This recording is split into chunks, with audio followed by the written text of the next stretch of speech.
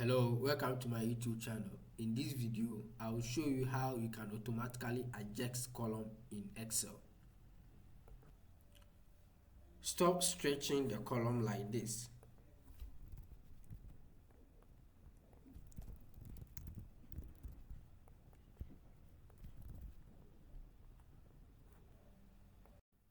Now let's automate the columns.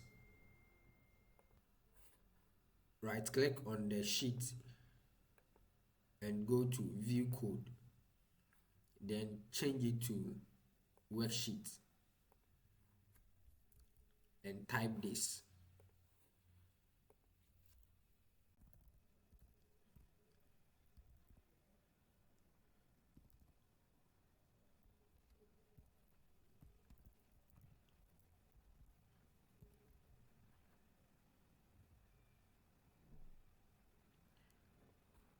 So let's come back and then let's type.